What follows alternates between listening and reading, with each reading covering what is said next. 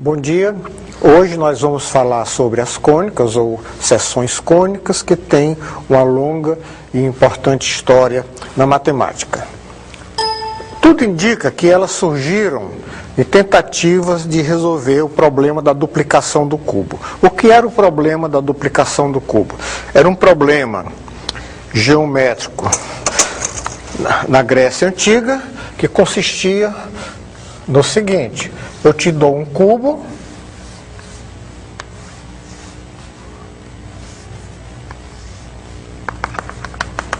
era construir, usando somente régua e compasso, um cubo duas vezes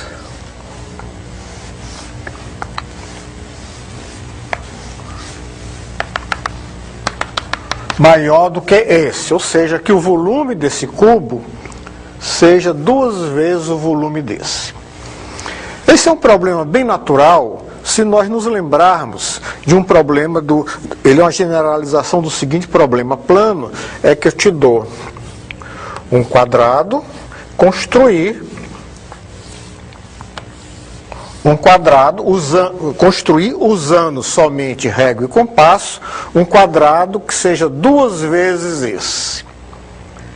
Se esse quadrado aqui tem lado 1 e esse quadrado aqui tem lado x, nós queremos achar x, construir x usando somente régua e compasso, então o que nós devemos ter, a área desse quadrado é 1, que o lado dele é 1, nós queremos então que a área desse quadrado aqui seja duas vezes a área desse, ou seja, x2 igual a 2, ou seja, x é raiz de 2.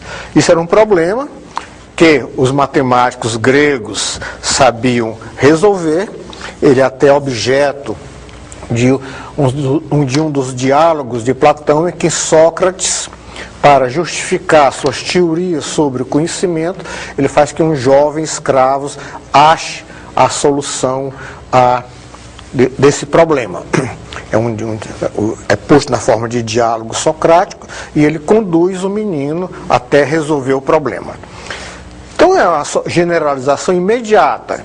Já que eu sei resolver o problema de construir um quadrado duas vezes igual a um quadrado, duas vezes a um quadrado dado, é construir um cubo duas vezes um cubo dado. Acontece que o problema, os matemáticos gregos fizeram muitas tentativas para resolver este problema usando somente régua e compasso e não conseguiu. Eles o resolveram usando várias curvas. Existem soluções muito bonitas, soluções engenhosas de como resolver este problema, usando vários recursos, inclusive seções cônicas. E tudo indica, pelo que se sabe, que foi nessa procura de soluções que se chegou à descoberta, à criação das seções cônicas. Porque observem o seguinte: se aqui, para resolver este problema, você tem que, se x2 é igual a 2, então você tem que 1 sobre x, que é igual a x sobre 2. Tá certo? Ou seja, x é uma meia proporcional entre 1 e 2.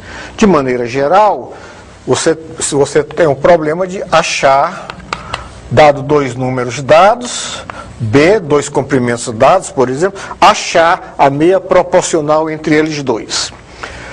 Então foi uma ideia de Hipócrates de Quios, que viveu entre 470 a.C.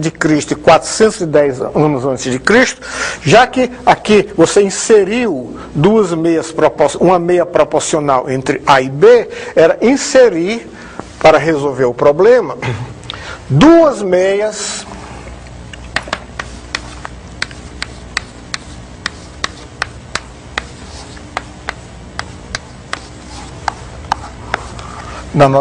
proporcionais, x e y entre A e B. Na nossa linguagem moderna, se iria fazer isso aqui.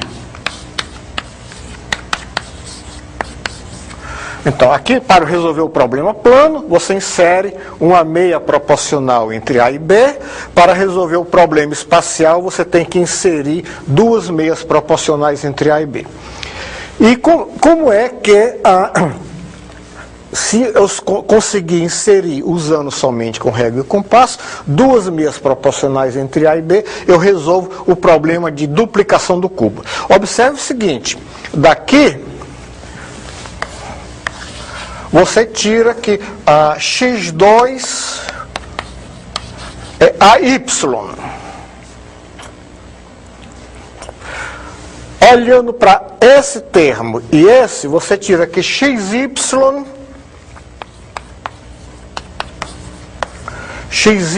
é AB.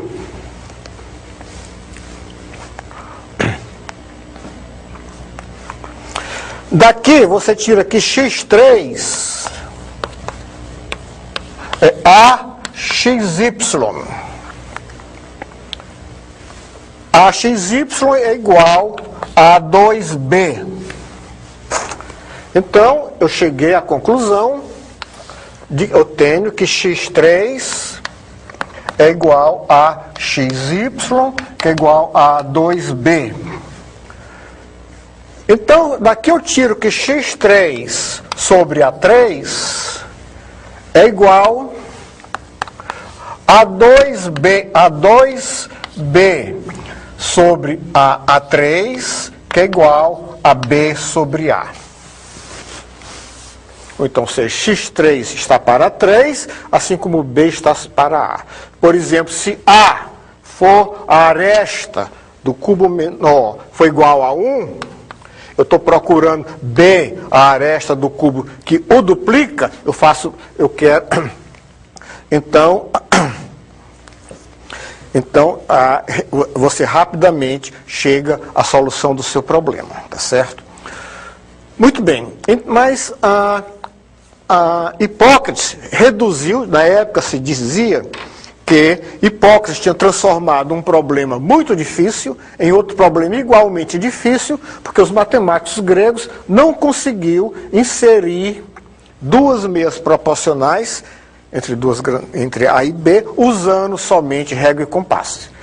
Ele era criticado dizendo que ele tinha substituído um problema difícil por um outro problema igualmente difícil. E aí, logo depois dele, um matemático, Arquitas, que viveu em torno de 428 anos antes de Cristo, até 347, ele achou uma solução brilhante para o problema, usando seções cônicas e cilindros. É uma solução extremamente dinâmica, uma solução extremamente engenhosa. Inclusive, um historiador da matemática diz, ao comentar essas soluções, que Arquitas estava certamente inspirado pelos deuses na hora que ele encontrou essa solução, mas essa solução não usa movimento e usa várias ferramentas que não podem ser feitas usando somente régua e compasso. E logo depois, Menéquimo achou também, Menéquimo viveu entre 380 a 320 anos antes de Cristo. Todas essas datas são aproximadas, não há certeza sobre nenhuma dessas datas. Então, usando esse fato, que x2 é igual a y, e xy igual a b, Menéquimo transformou o problema em achar a intersecção de duas cônicas. Isso, eu estou simplificando a nossa vida usando nossa linguagem moderna. Obviamente, os matemáticos gregos não tinham simbolismo algébrico, não tinham essa visão de cônicas, de curvas expressadas analiticamente. Então, aqui eu tenho a x2, que é igual a y, é uma parábola.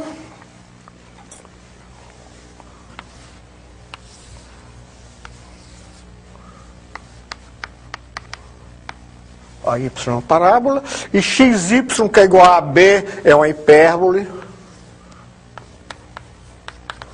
É uma hipérbole. Então, esse ponto de intersecção, você vê facilmente que ele te resolve o problema de inserir duas meias proporcionais entre A e B. Foi assim que as cônicas entraram na matemática, tá certo? A solução de Mineckmo é uma solução geométrica, você vê as construções, tudo, não tem nada analítico como nós estamos fazendo aqui. Para simplificar a nossa vida de todos, a vida de todos nós apresentamos uma versão modernizada, mas tem que ficar bem claro que isso é uma tradução do que ele fez, da linguagem geométrica que ele fez, na nossa linguagem algébrica atual. Então, eis aí como é que as cônicas entraram na matemática e elas começaram a ser estudadas. E Mineckmo considerou 3 tipos de cônicas. Só que Mineckmo considerava as cônicas sempre da seguinte maneira.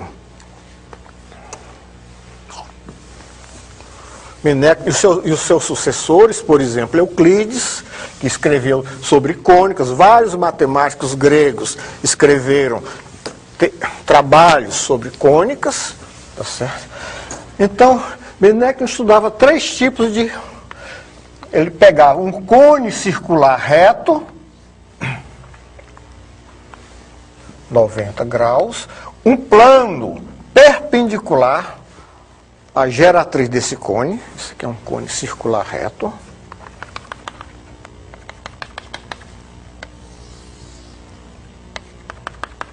um plano perpendicular à geratriz desse cone. Então, se essa reta é perpendicular ao plano, esse plano vai ser paralelo a essa. Então, o corte, a intersecção desse plano com o cone, ou seja, a seção que esse plano produz no cone, vai ser uma parábola. Esse é o caso A. Se o meu cone for um cone com ângulo circular reto, com um ângulo no vértice agudo, eu tomar um plano perpendicular à geratriz, a seção produzida vai ser uma elipse. Então, alfa, vamos chamar esse ângulo aqui de alfa, esse ângulo aqui de alfa, então aqui, alfa é 90 graus, tá? Só que os gregos não usavam isso, diziam reto, menor do que um reto, o maior do que o reto, agudo ou obtuso. Os gregos clássicos, por exemplo, Euclides, Apolônio, esse pessoal todo, não usava medir ângulos com graus. Tá certo? Então, isso aqui lhe fornece uma elipse. E, finalmente, se eu tomar um alfa menor do que 90 graus. E, finalmente, eu tomar um ângulo alfa maior do que 90 graus, o plano perpendicular à geratriz do cone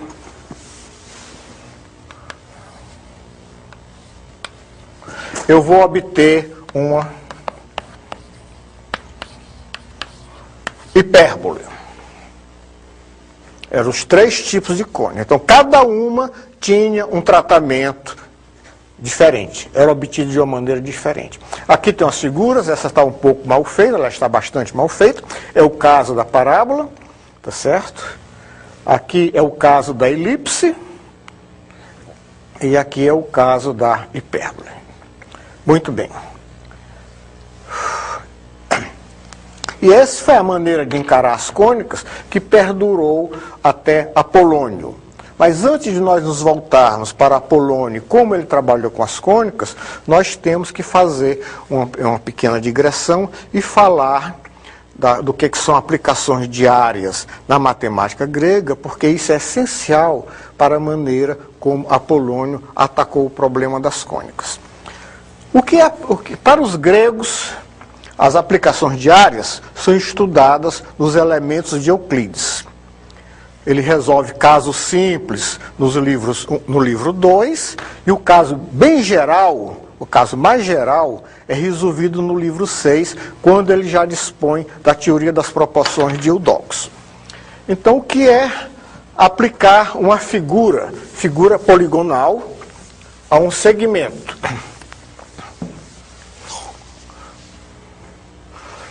Então, tenho aqui, então tem um segmento, eu quero aplicar essa figura a esse segmento.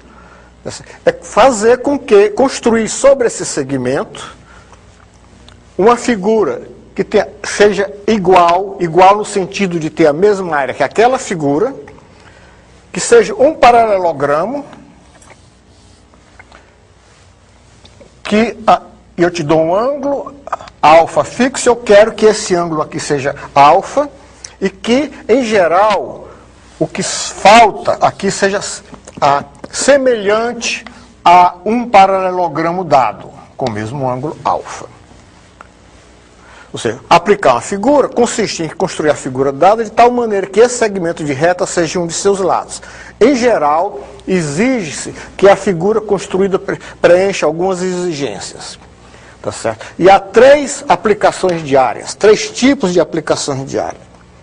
São as aplicações parabólicas, as aplicações elípticas e as aplicações hiperbólicas. Daí é que vem o nome parábola, elipse e hipérbole. Porque Apolônio usa esses 3 tipos de aplicações para construir, respectivamente, a parábola, a elipse e a hipérbole. Ou melhor, não construir, para definir, respectivamente, a parábola, a elipse e a hipérbole. Então, o que é uma aplicação parabólica? Nós vamos trabalhar aqui somente com um caso mais simples. Aqui está apresentada a definição geral. Consiste em aplicar um segmento DE a um paralelogramo com área igual a de uma figura dada S e com um ângulo especificado. Ou seja, eu tenho uma figura S,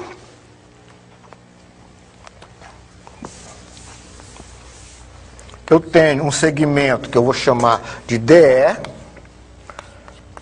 eu tenho aqui um ângulo especificado alfa, eu quero construir sobre esse segmento um paralelogramo tal que igual a essa figura, ou seja, com áreas iguais, tal que esse ângulo seja alfa.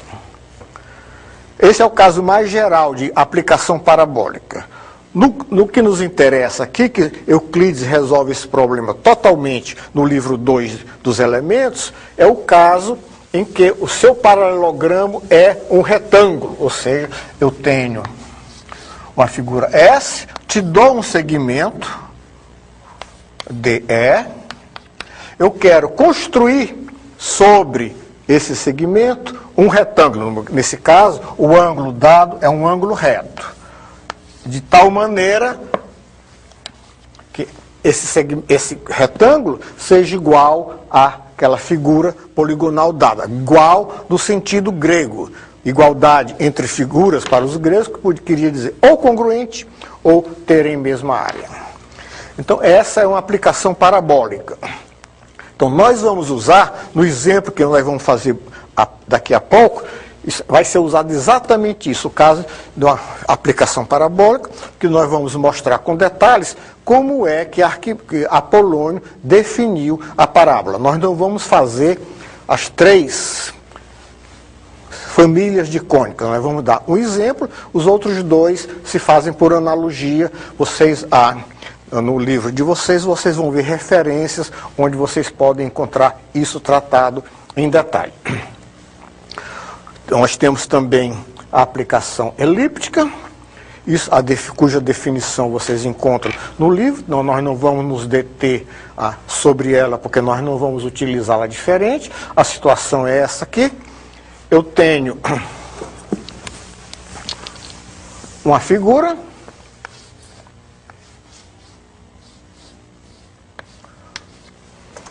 eu tenho um segmento AB, eu te dou um paralelogramo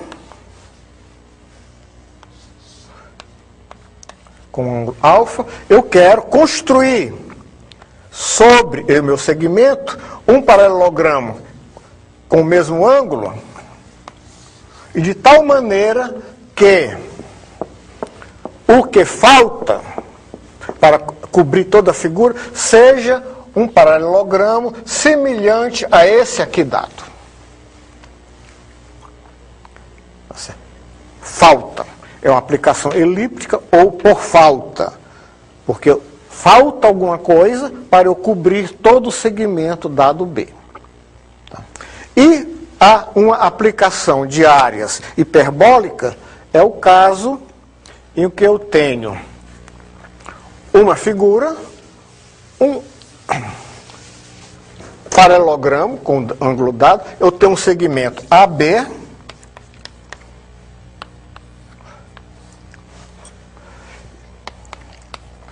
eu quero construir um paralelogramo, esse ângulo alfa, tal que haja um incesso aqui, que esse paralelogramo aqui seja semelhante àquele paralelogramo lá. Quando Apolônio define a hipérbole, a parábola e a elipse, esses três tipos de aplicações aparecem. Nós veremos o caso em que como é que ele constrói a definição dele, a construção dele para a elipse. Mas quem foi Apolônio? Apolônio foi da cidade de Perga. Ele viveu aproximadamente de 262 a 190 anos antes de Cristo. E ele é famoso pelo livro que ele escreveu, Cônicas. É um livro extremamente importante, de leitura difícil.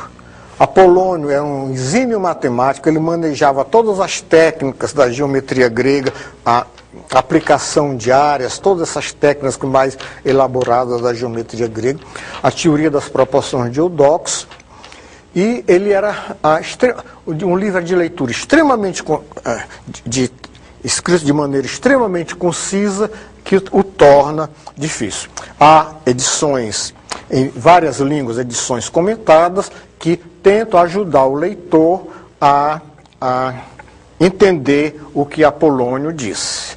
Durante muito tempo, durante o século XX, devido a trabalhos do matemático dinamarquês Soiten e a tradução dos elementos de Euclides feitas pelo Ries, das traduções das cônicas de Apolônio, feito por Ries, que se fazia uma interpretação algébrica do que Apolônio escrevia. Ou seja, se dizia que Apolônio estava fazendo álgebra, mas como os gregos não tinham simbolismo algébrico, ele tinha que escrever essa álgebra em linguagem geométrica. É a chamada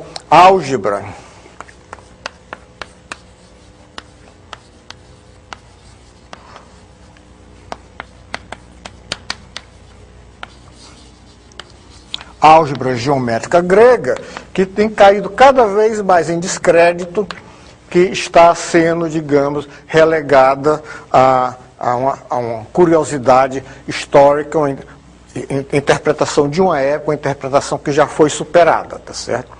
Então, era o hábito, a tradução do que Apolônio fazia em linguagem algébrica, como também os mesmos defensores dessa ideia da álgebra geométrica grega traduziram muito do que Euclides fez nos elementos em linguagem algébrica. Eles diziam que Euclides escreveu daquela maneira porque os gregos não tinham simbolismo algébrico, então ele tinha que expressar aqueles resultados algébricos em linguagem geométrica, mas o que ele estava fazendo era álgebra. Esse ponto de vista também está cada vez mais desacreditado. Os trabalhos recentes de historiografia sobre a matemática grega não tem mais esse enfoque. Então, Apolônio unifica o estudo das cônicas. Desde Menecma, passando por Euclides, Euclides escreveu um livro de cônicas. O livro de Euclides sobre cônicas se perdeu, ninguém conhece. Por quê? Porque naquela época, fazer cópias de um livro era caro e tomava tempo. Era copiado manualmente. Então, era extremamente difícil, caro, fazer cópias de um livro. Então, como o Apolônio, o Tratado de Apolônio sobre as cônicas, era de longe considerado, já na época, superior ao de Euclides, as pessoas passaram de usar o de Euclides, de copiar o livro de Euclides, e usaram só o de Apolônio. Como o livro de Apolônio foi muito usado, nos chegaram cópias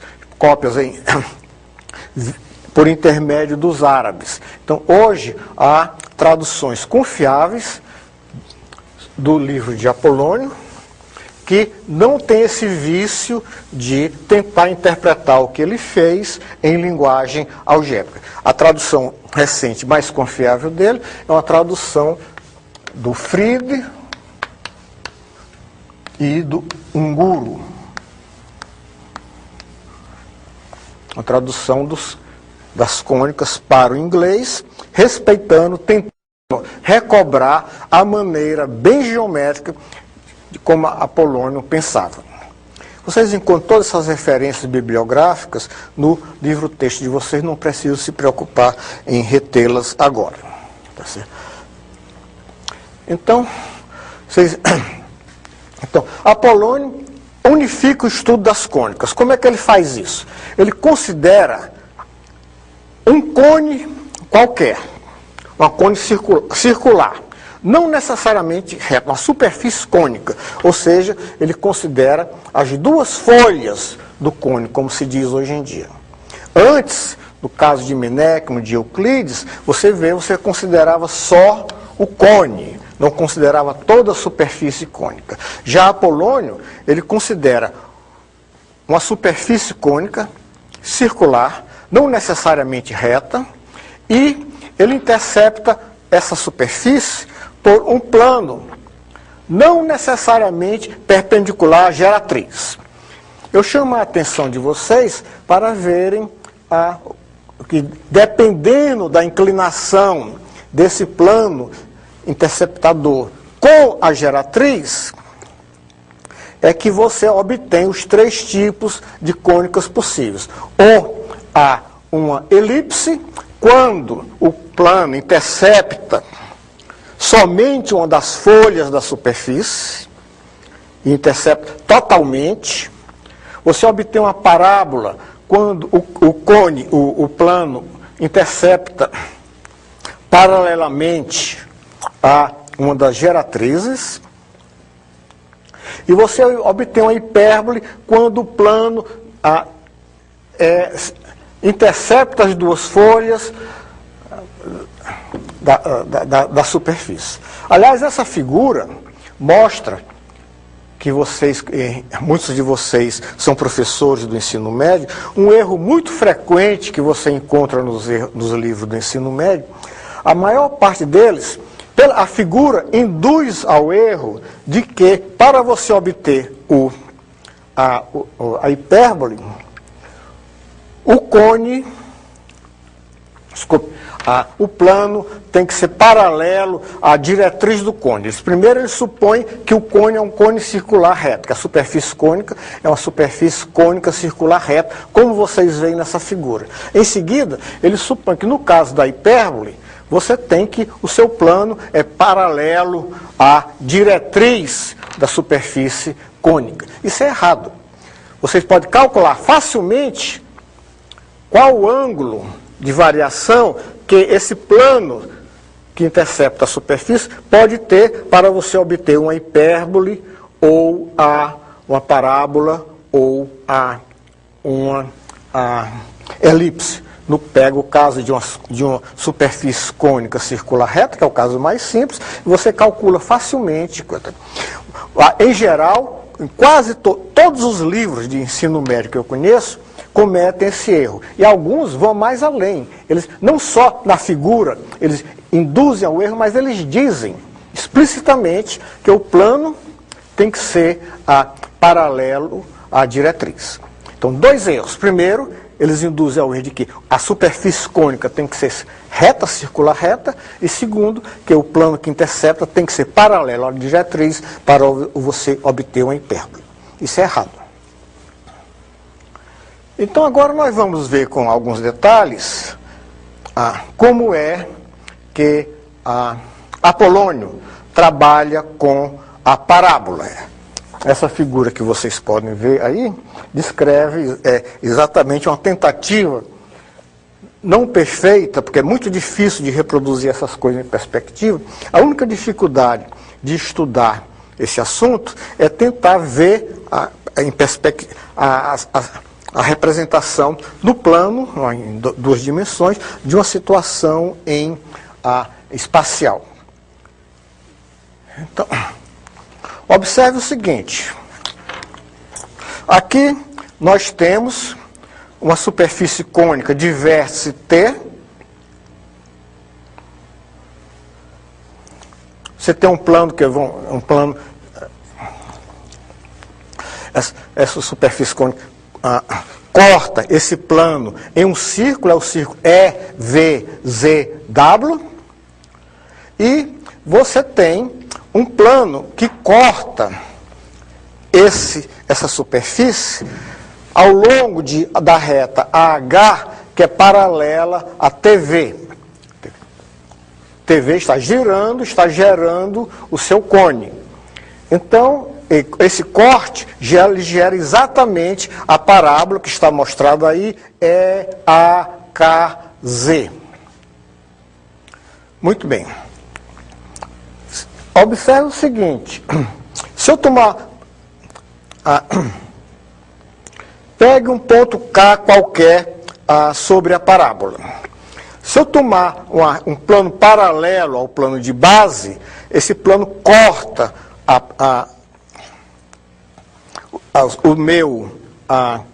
minha superfície cônica em um círculo, porque como na base nós temos um círculo, eu tomo uma paralela, eu vou cortar essa superfície cônica em um círculo, que é o círculo do plano QPK. Tá certo? O centro desse... você tem O, que é exatamente... que corresponde a H, corta esse círculo o plano desse círculo no ponto O. E K é um ponto sobre a minha superfície, minha seção cônica. Então eu quero, o que Apolônio faz é mostrar uma relação entre OK e AO. Que isso pode ser lido de uma maneira anacrônica como uma relação entre X e Y. Se eu tomo o sistema de eixos em que AO é o eixo vertical, OK define o eixo horizontal, então ele vai chegar à relação que x2 é igual a alfa y2, onde alfa é o coeficiente da sua parábola. Mas Apolônio nunca pensou nesses termos algébricos. Tudo que ele faz é baseado em geometria. Então, para fazer a demonstração, eu vou copiar aqui no quadro o que nos interessa, que é o triângulo TVW com toda essa configuração plana. Isso aqui, TVW, é plano, é como...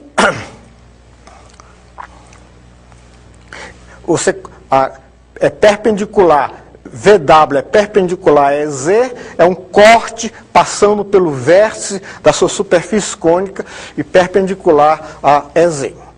Então eu vou copiar aqui esse triângulo e mostrar a vocês como é que Apolônio, elegantemente, usando somente geometria, chega ao nosso resultado. Só que o que, para os gregos, como já vocês viram na aula sobre proporções, quando você diz que você tem 4 grandezas, você diz A está para B, assim como C está para D. Essas grandezas podem ser comprimentos, áreas, volumes. Para facilitar a nossa vida aqui, como nós vamos estar lidando só com comprimentos, nós vamos escrever isso, A está para B, assim como C está para D. Mas tem que ficar muito claro que isso é uma, digamos, modernização didática que não é o que ele foi feito na época. Ele trabalha sempre, como todos os matemáticos gregos, dessa maneira. E no texto que vocês têm, está escrito dessa maneira. Vocês podem comparar o que eu vou fazer agora de uma maneira mais moderna com o que vocês encontram no texto, que ajuda vocês a entenderem. Tá? Então, vou escrever aqui, vou copiar aqui aquele triângulo, aquela configuração que nos interessa, mantendo as mesmas letras da figura, que são as letras que vocês encontram no texto, de maneira que não há conflito, vocês não precisam se preocupar em copiar essa figura, tentar, inclusive, se lembrar do que, porque essa figura está no texto, e a explicação que eu vou dar agora também se encontra no texto. Então, a situação que eu tenho é essa aqui. Aqui eu tenho um ponto T, aqui eu tenho um ponto V, W, aqui eu tenho um ponto A, aqui eu tenho um ponto H, esse aqui é o ponto médio, não interessa, aliás. Aqui eu tenho um ponto B, aqui eu tenho um ponto A, H eu tenho aqui o ponto O, aqui eu tenho um ponto Q, P. E eu tenho que desenhar aqui, não posso, meia perspectiva, aquele segmento OK, que é perpendicular a QP. Tá certo? Então, O, P e K estão sobre uma circunferência. Tá certo? E nós vamos considerar, observe o seguinte, que o triângulo BAT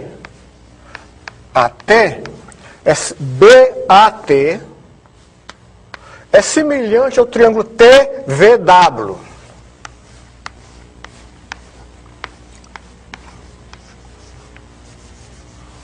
E que o triângulo AOP também é semelhante ao triângulo TVW.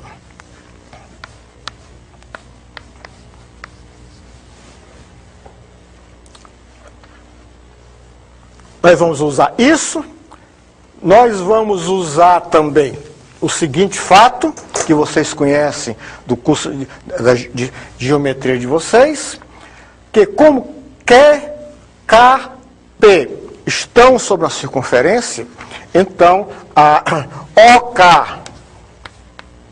ao quadrado é igual a OQ,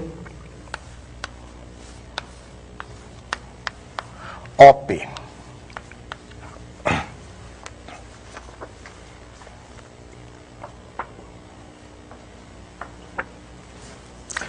Certo? Vocês se lembram disso, né? OK ao quadrado é OQ vezes OP. Muito bem. Então, da primeira semelhança de triângulos, ou seja, usando este fato aqui, nós obtemos que BA está para AT, assim como VW está para WT. Vamos chamar isso de 1. Usando a segunda semelhança, eu posso escrever que PO está para OA, assim como VW está para VW, VT. VW está para VT. Eu vou chamar isso de 2. Nada misterioso aí. Eu usei simplesmente o fato de que o triângulo BAT é semelhante ao triângulo grandão TVW e que o triângulo AOP também é semelhante ao triângulo TVW. Agora eu multiplico 1 por 2. Estou multiplicando 1 por 2. Eu obtenho que BA vezes PO sobre AT vezes OA é igual a VW ao quadrado. Aliás, aqui tem um engano. VW, VT. Aqui é WT. WT vezes VT. Tá certo? Eu obtenho isso. Agora, observe o seguinte, BA é igual a QO. Como vocês podem ver também na figura completa, em perspectiva, que eu tentei desenhar e está reproduzido no texto de vocês. Então, você tem o seguinte, que QO, usando esse fato, que BA é igual a QO, você tem que QO vezes PO sobre AT vezes OA é igual a VW WT vezes VT. Muito bem. Agora, observe o seguinte. Isso aqui é uma constante. Não depende da posição do ponto K que está sobre a parábola. Você tem P, que é o vértice. Você tem V, onde a reta que corresponderia à geratriz, embora não seja bem uma geratriz, porque o meu cone não é um cone de revolução. V, você tem W, então aquele termo da direita é uma constante. WV, VT, TW. Isso é constante. E também AT é constante e a OA são constantes. Não, OA varia, mas AT é uma constante. Tá certo? Muito bem. Então eu faço o seguinte. Agora eu vou construir um segmento de comprimento N no plano da minha seção cônica, ou seja, no plano definido, por exemplo, AOK, tal que vale o seguinte, que N sobre TA é igual VW ao WT vezes VT. Eu posso construir isso. Os gregos sabiam perfeitamente fazer isso. É possível fazer isso usando até régua e compasso. Não há o menor problema. Você, dado 3 grandezas, AB, ABC, construir a grandeza D tal que D sobre A é igual a B sobre C, ou A sobre B igual a C sobre D, qualquer que seja a posição da D que você está construindo. Eles sabiam fazer isso numa boa. Não havia o menor problema. Era um fato de matemática elementar para eles, tá certo? Então eu construí meu segmento N, tal que vale isso aqui. Mas isso aqui é igual a QO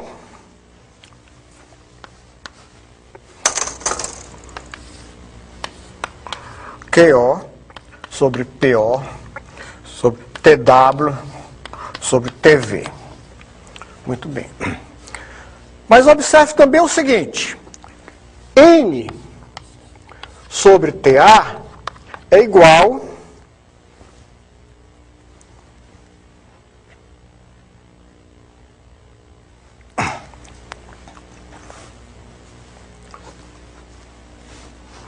N sobre TA é igual àquilo que é PO sobre N sobre TA é igual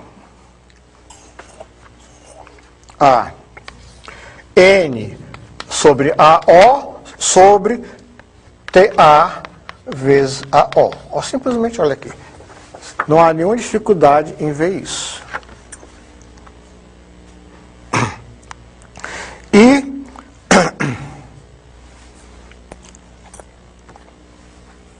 por um lado, observe o seguinte, N sobre TA é igual a isso, que é igual a isso. Isso aqui é OK ao quadrado.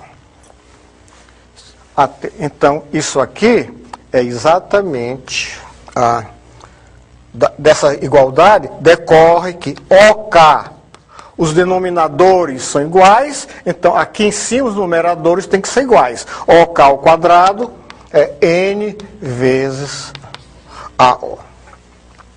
Então, se nós voltarmos à nossa parábola, nossa seção cônica, OK ao quadrado é exatamente, se referindo, é isso aqui, AO é isso, Apolônio chama esse segmento de as coordenadas do ponto K.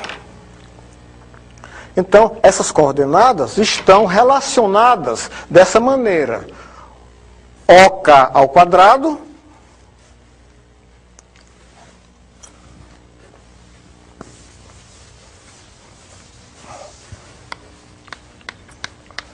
é N vezes AO.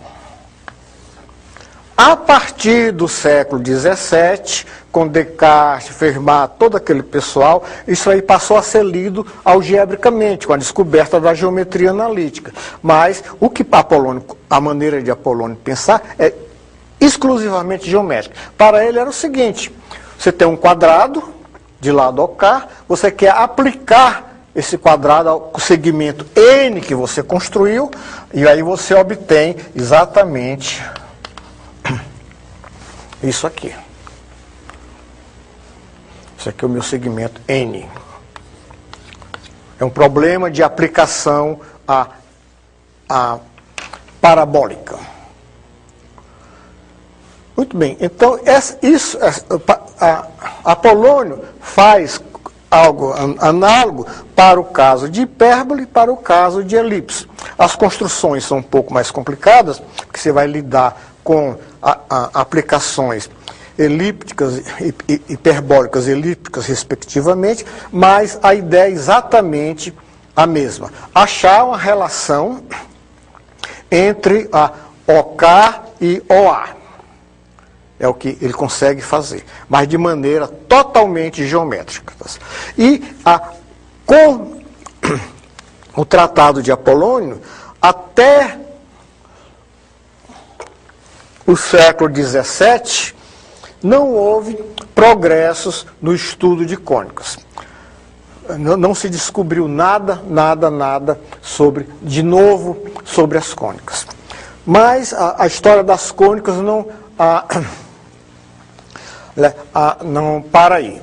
No século XVI, eu me enganei, eu falei século XVII, é no século XVI, Girard Desargues, trabalhando em perspectiva, ele fez um trabalho importante, o exame de como é que um cone se encontra com um plano, que é exatamente o estudo das seções cônicas. E nesse trabalho extremamente importante, aliás, extremamente difícil de ser lido também, ele propõe uma teoria unificada das cônicas, da mesma maneira que Apolônio fez, mas ele vai um passo além. Ele trabalha projetivamente. Ou seja, para estudar uma cônica, você pode sempre considerá-la como um círculo, e você depois... A transformação projetiva inversa, os resultados que você obtiver estudando o círculo, você volta para a cônica. Então, foi assim, um progresso muito grande após Apolônio, foi esse estudo de Descartes, de Desargues, que é anterior aos trabalhos de Descartes, de Fermat, que conheciam os trabalhos de Desargues. E também, logo depois, nós temos Pascal, Blaise Pascal, famoso matemático e filósofo francês, o Triângulo de Pascal, vocês conhecem. Ele escreveu em 1639 um livrinho curtinho, que ficou perdido muito tempo, só recentemente é que se conseguiu achar uma cópia do trabalho original. Era um ensaio sobre as cônicas, no qual ele introduz um teorema extremamente importante, que é o teorema de Pascal, que se você tiver um hexágono inscrito em uma cônica, Então, os três pontos de intersecção dos lados opostos são colineares. Vocês veem essa figura aqui, que é exatamente o teorema de Pascal. Você tem aqui, no caso da figura, a minha cônica é uma elipse, eu tenho um hexágono inscrito nessa elipse, eu prolongo os lados opostos e suas intersecções estão sobre a mesma linha reta. É um teorema extremamente importante de geometria projetiva e mostrando como é que as cônicas funcionam aí. Tá certo? E também, um pouquinho depois, nós temos Philippe Delahaye, que foi extremamente inovador no seguinte sentido. Até Desargues, Pascal, tudo, você sempre trabalhava com as cônicas considerando-as como a intersecção de uma superfície cônica com um plano que a secciona. Eram seções cônicas. Philippe Delahaye inaugura o nosso tratamento moderno de estudar as cônicas no plano, definindo-as por intermédio dos seus focos, como nós fazemos hoje em dia. Tá certo? Quando você escreve x2 sobre A2 mais y2 sobre B2 igual a 1, que é o caso da elipse, ou x2 sobre A2 menos y2 sobre B2 igual a 1, ou y que é igual px2, que é o caso da parábola, você está usando as propriedades focais das cônicas. Aqui é que a distância, a soma das distâncias do ponto aos focos é constante, a diferença das distâncias ao ponto, das distâncias do ponto aos focos é constante, e que aqui a distância do ponto ao foco é igual à distância do ponto a uma certa reta, que é chamada coisa, tá? Então, isso aí foi inaugurado por Philippe Delahaye, um trabalho extremamente importante, escrito em 1673. Então aí você vê que nós já estamos chegando praticamente à nossa visão atual de cônicas. Você reduziu ao estudo no plano e trabalhando com que nós usamos hoje, os focos. Né? E Boscovich foi um matemático croata, da Croácia, um padre jesuíta, que ele inovou, ele estudou, considerou as cônicas, uma coisa que algumas coleções do ensino médio fazem, por meio da excentricidade. No caso em que a excentricidade é igual a 1, você tem a parábola. No caso em que a excentricidade é menor do que 1, você tem a elipse. E no caso em que a excentricidade é maior do que 1, você tem a hipérbole. É uma teoria unificada das cônicas usando a excentricidade. E Poncelet foi também extremamente importante. Ele trabalhou muito em geometria projetiva, digamos, é um dos criadores da teoria moderna da geometria projetiva. Ele introduziu a noção de pontos e de reta no infinito, razão harmônica de 4 pontos, o princípio de dualidade, o princípio de continuidade. Ele também trabalhou com cônicas e deu um estudo também bem unificado, bem global das cônicas, mostrando com quantos pontos duas cônicas quaisquer se encontram no plano finito, infinito, etc, etc. E, finalmente, da passagem do século XVIII para o XIX, viveu Dandelin, que fez um belo teorema que demonstra de maneira elementar, inclusive antigamente as coleções de ensino médio demonstravam esse teorema, atualmente das coleções de ensino médio que eu conheço, somente uma demonstra, mostrando que a definição focal métrica das cônicas, por exemplo, x2 sobre A2 mais y2 sobre b2, que é igual a 1, que você obtém como a soma das distâncias a dois pontos fixos é constante, isso é totalmente equivalente à definição de um plano que corta a superfície cônica, tá certo? Isso é o famoso teorema de Dandelin, que o próprio Dandelin diz que o teorema é devido à ideia de Quetelet. Então, isso aqui é uma figura que mostra o caso em que você tem uma elipse. É exatamente a construção que ele usa para demonstrar esse teorema. Não é um teorema difícil, um aluno de segundo ensino médio tem plena condição de entendê-lo.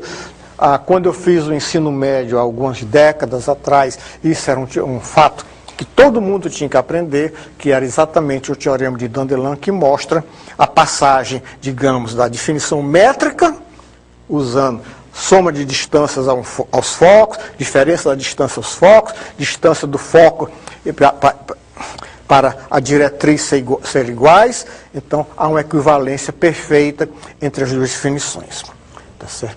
Agora, o último comentário dirigido a vocês, que grande parte de vocês são professores, é o seguinte: os livros do ensino médio, ou mesmo os livros da universidade, os livros elementares, os livros introdutórios da universidade, por exemplo, a maior parte dos livros de cálculo, eles, como os parâmetros curriculares nacionais e no nível mais geral há uma preocupação em introduzir história da matemática no ensino, etc, etc, etc. Eles começam o estudo das cônicas falando, mostrando, dizendo que as cônicas eram obtidas seccionando um cone por um plano, aí dependendo da inclinação do plano em relação ao cone, você tem hipérbole, elipse, parábola. Fazem isso, citam Menechma, bababá, citam Apolônio, ponto. Aí aparece, sem nenhum comentário, sem nenhuma transição, as definições x2 sobre A2 mais y2 sobre B2, que é igual a 1. Qualquer aluno vai perguntar, o que é que isso tem que... Estão chamando isso aqui de elipse. O que é que isso tem a ver com aquilo que me disseram na página anterior, que a elipse era obtida por um plano que secciona um cone? Não há a menor preocupação de mostrar como é que uma coisa se transformou na outra. Não estou dizendo que eles devem fazer toda essa história, bababá, mas seria necessário um respeito mínimo por coerência. O que é feito é uma enganação, tentar enganar, dizer que eles estão usando história para ilustrar os conceitos, para contextualizar os conceitos.